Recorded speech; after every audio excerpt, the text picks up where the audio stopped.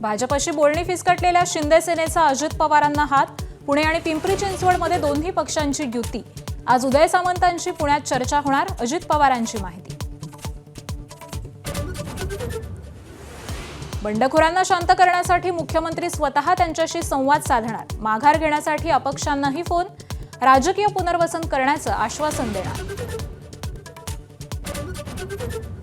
राज्यात 5 महापालिकांमध्ये 8 उमेदवार बिनविरोध. भाजपच्या 7 उमेदवारांचा समावेश. कल्याण डोंबिवलीमध्ये 3 तर धुळ्यात 2 बिनविरोध, तर मालेगावात इस्लाम पार्टीच्या उमेदवाराचा विजय.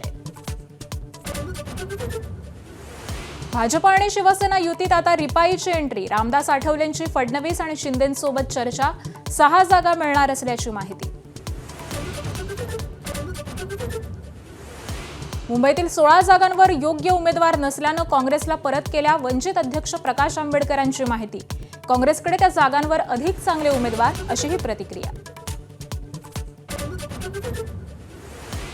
पुण्यात एकनाथ शिंदेंच्या शिवसेनेच्या उमेदवारानं चक्क एबी फॉर्म गिळला. एकाच जागी 2 उमेदवारांना फॉर्म दिल्यानं गोंधळ. पोलिसांकडून उद्धव कांबळेवर गुन्हा दाखल, शोध सुरू.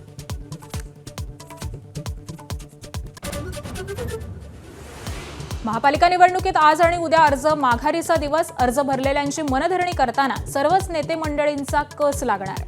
33,306 उमेदवार निवडणुकीच्या रिंगणात.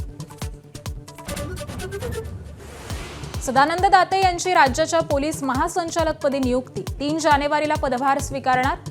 पोलीस महासंचालक म्हणून दातेंचा 2 वर्षांचा कार्यकाळ असणार. साताऱ्यामध्ये आजपासून 99व्या अखिल भारतीय मराठी साहित्य संमेलनाला सुरुवात. दुपारी 3 वाजता ग्रंथदिंडी, तर 4 दिवस चालणार सारस्वतांचा मेळा. भीमा कोरेगावमधल्या विजयस्तंभाला अजित पवार, प्रकाश आंबेडकरांकडून अभिवादन.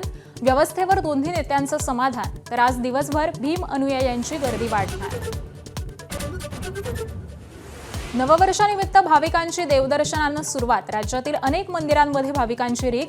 शिर्डी, कोल्हापूर, पुणे, शेगावातील मंदिरं भाविकांनी फुलली.